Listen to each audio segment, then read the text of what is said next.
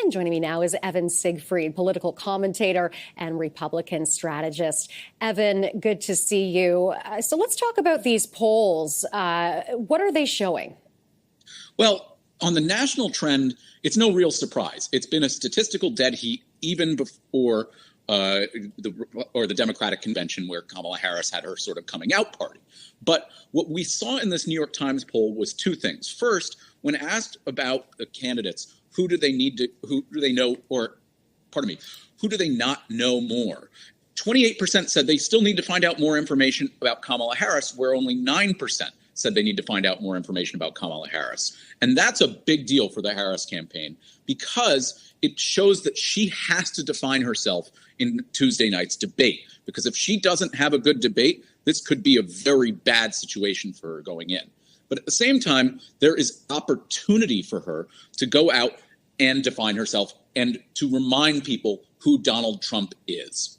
How much impact on voters will that debate have on the polls?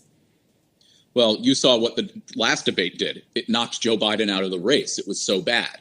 A lot of Republicans that I talk to say that Donald Trump's performance in that debate was not that good either. But it was Joe Biden's that was so bad that overshadowed it. So Kamala Harris's job here is to show that Donald Trump is the one who is fumbling with words and having cognitive issues, and to go out and show that she's competent and a new direction. Whereas Donald Trump's mission is to tie Kamala Harris directly to Joe Biden. And I think we got a preview of that last night at his rally, where he said that he would change the 25th Amendment to make it so that a vice president who covers up the incapacity of a president would be prosecuted. And I think she's going to be facing questions from Donald Trump of, what did you know about Joe Biden? He's clearly incapacitated. Are you covering up for this? This is a huge crime. And she's going to go and try and bait him into saying something very stupid and inflammatory. Yeah, even with all of Trump's legal battles, still neck and neck in the polls, how is his campaign still doing so well?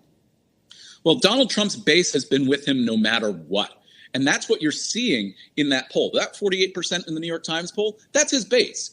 The 47% is the Democratic base. The reason why the number went up from where Joe Biden was roughly in the low 40s is because the Democratic base came home.